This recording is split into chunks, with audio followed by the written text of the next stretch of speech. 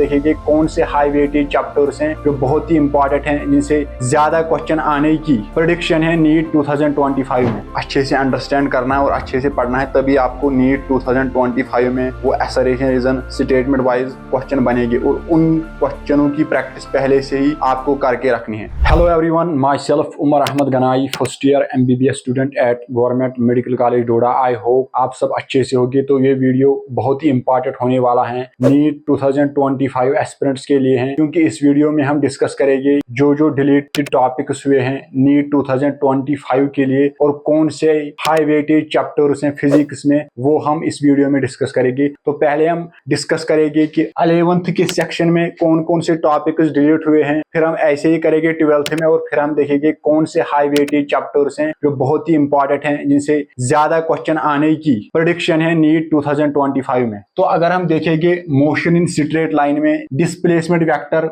Question vector, multiplication of vector by real number, ये तीन topics delete हुए हैं motion in a straight line में। और ऐसे ही जो system of particles and rotation, जिसको कहते हैं हम रोटेशनल मोशन, उसमें तीन टॉपिक्स डिलीट हुए हैं। पहला टॉपिक जो डिलीट हुआ है वो है कंजर्वेशन ऑफ मोमेंटम डिलीट हुआ है, centre of mass of uniform rod delete हुआ है, और जो centre of mass of motion होता है, मूविंग बॉडी का सेंटर ऑफ मास कैसे निकालते हैं, वो भी डिलीट हुआ है। और ऐसे ही थर्मल प्रॉपर्टीज ऑफ मैटर में, इसमें जो वीनस डिस्प्लेसमेंट लॉ वो भी डिलीट हुआ है, न्यूटन्स लॉ ऑफ कूलिंग वो भी डिलीट हुआ है, जिसपे अगर इस चैप्टर से जब भी क्वेश्चन आता था तो वो आता था न्यूटन्स लॉ ऑफ कूलिंग से, तो ये भी डिलीट हुआ है। और स्टीफेन्स लॉ से भी क्वेश्चन आता था तो ये भी डिलीट हुआ है। और ऑसिलेशन से force and damped oscillation delete हुआ है, और रेजोनेंस डिलीट हुआ है। और वेव में जो सबसे इंपॉर्टेंट टॉपिक था वो था डॉपलर इफेक्ट। यानी हर साल अगर वेव से क्वेश्चन आता था तो 99% प्रोडक्शन था वो डॉपलर इफेक्ट से आता था, तो इस साल ये भी डिलीट है। तो 12th का डिस्कस करने से पहले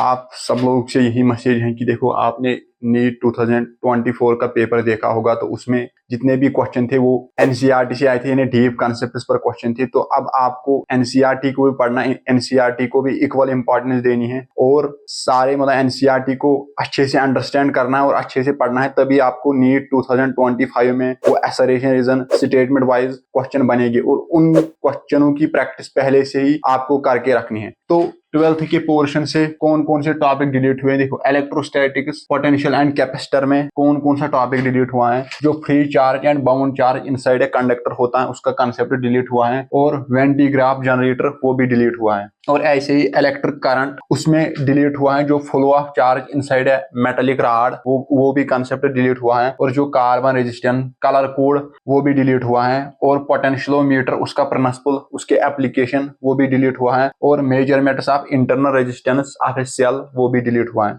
और ऐसे ही जो मूविंग चार्ज एंड मैग्नेटिज्म, उसमें जो कंसेप्ट ऑफ मैग्नेटिक फील्ड वो डिलीट हुआ है। और magnetic dipole movement of revolving electron वो भी डिलीट हुआ है। और साइक्लोट्रॉन वो भी डिलीट हुआ है। अब ऐसे ही जो मैग्नेटिज्म एंड मैटर में bar magnet as a equivalent solenoid वो भी डिलीट हुआ है। और मैग्नेटिक फील्ड लाइन्स वो भी डिलीट हुआ है। और परमानेंट मैग्नेट वो भी डिलीट हुआ है। और electromagnetism and factors affecting their strength ये डिलीट हुए हैं। 12th के जो फर्स्ट पोर्शन ये टॉपिक्स डिलीट हुए हैं। रे ऑप्टिक्स से हुआ है scattering of light. Scattering of light में दो कंसेप्ट आते हैं, एक आता है ब्लू कलर ऑफ स्काई और आता है reddish appearance of sun at sunset और सनराइज, ये दोनों कंसेप्ट डिलीट हुए हैं। और ऐसे ही वेव ऑप्टिक्स में जो रिजॉल्विंग पावर ऑफ माइक्रोस्कोप और टेलीस्कोप वो भी डिलीट हुआ है। और ड्यूअल नेचर ऑफ रेडिएशन और मैटर में डेविसन्स जर्मन एक्सपेरिमेंट वो डिलीट हुआ है। और न्यूक्लिया में हमारे पास आइसोटोप्स, आइसोबार्स, आइसोटोन्स और रेडियो एक्टिविटी, यानी रेडियो एक्टिविटी भी डिलीट हुआ है, जो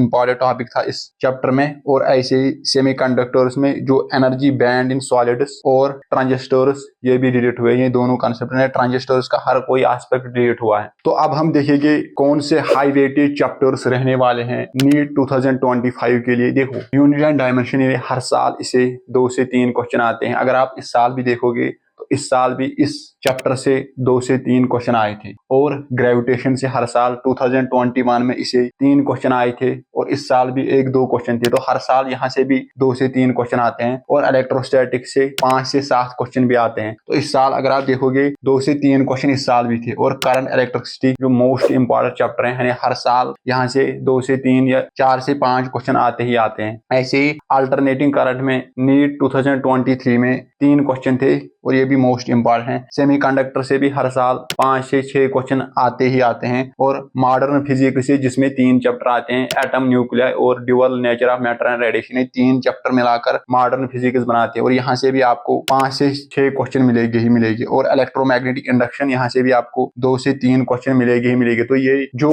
हाई वेटेज चैप्टर्स रहने वाले हैं नीट 2025 के लिए, क्योंकि मैंने इनको प्रीवियस ईयर से मैंने देखा कि इन चैप्टर से कितने क्वेश्चन आ रहे हैं, तो ये मुझे जो मैंने डाटा निकाला है प्रीवियस ईयर क्वेश्चन से, तो ये चैप्टर्स मुझे हाई वेटेज चैप्टर्स लगे फॉर नीट 2025 के लिए। इन चैप्टर्स पर आपको ज्यादा फोकस करना है, क्योंकि अगर 180 फिजिक्स में आते हैं नीट में, तो इन ये चैप्टर आपको अराउंड 100 मार्क्स इन चैप्टर से अराउंड आएगा। तो इन पर आपको ज्यादा फोकस रहना है। बाकी जितने भी चैप्टर्स हैं उनको भी आपको अच्छे से पढ़ना है, मगर इन पर ज्यादा फोकस, इन पर ज्यादा ध्यान देना है, क्योंकि ये हाई वेटेज चैप्टर्स हैं नीट 2025 के लिए। नेक्स्ट वीडियो के लिए बने रहे, तब तक के लिए ओके भाई।